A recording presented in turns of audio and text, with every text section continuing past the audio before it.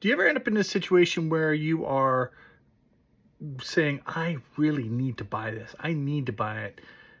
But you buy it and then you're like, did I really need this? Or is it something I just wanted? Okay, so today I'm going to talk about how you can budget and maybe help yourself with those I need this situations and get it to a more realistic, I want this, so do I really need it now? Excuse me. All right, so basically I came across this whole situation lately, and I like to kind of relate to personal stories. So I'm looking for an e-bike because e-bike is an easier way for me to get more mobility.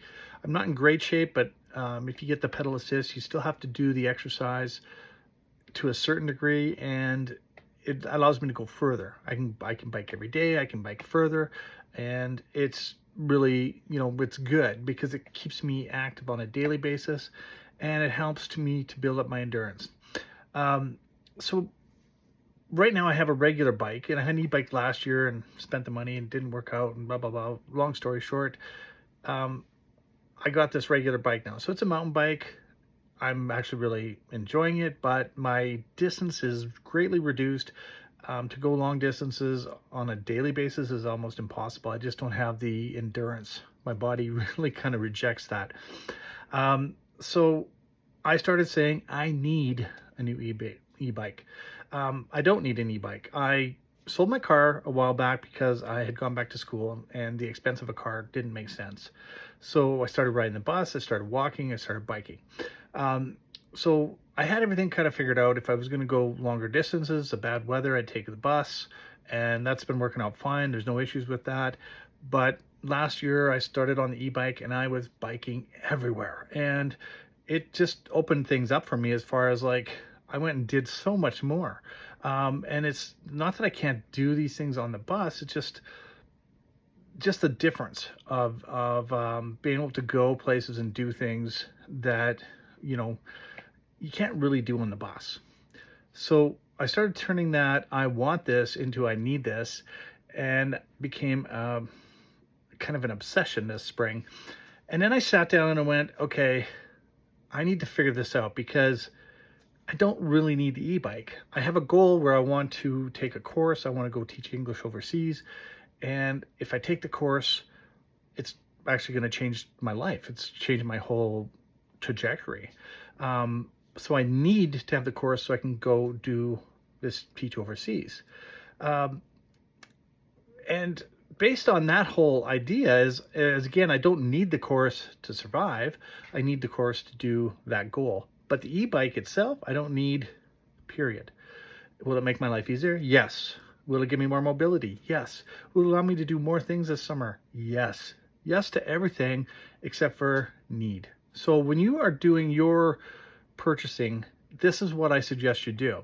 What I suggest you do is you take your need, the thing you really need, and you're about to go ahead and buy it, is give yourself at least 24 hours. So 24 hours is a good rule.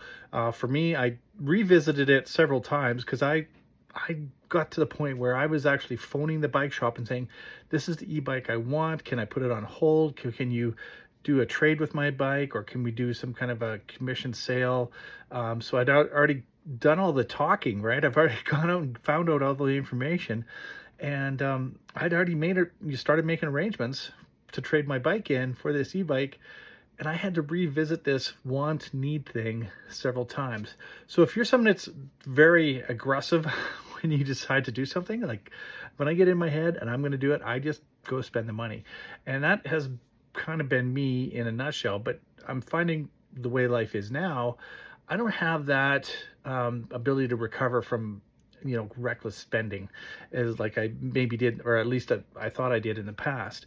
So when you have that kind of reckless spending kind of habit, you got to have these checks and balances. So 24 hours is a great rule. For me, it's actually something big like that. It's a week, and then I revisit it on several different levels, and I start to determine how can I make this better so that I am not just having this impulse kind of buy. And it really just comes down to that. I need to revisit it. I don't make the decision now. I say, okay, I'm going to wait a week or I'm going to wait a few days. And if you are kind of somewhere in the middle where you impulse buy, but you have a little bit of control, 24 hours should be good. And this is going to help you with your budgeting really immensely, because if I had gone ahead and done that e-bike to save up for the course and the technology I need to do this course, would have taken months. Then I would have been almost forcing myself to do it on, credit, which now costs more because I'm paying interest. And so I've actually hurt myself for something that I just really want.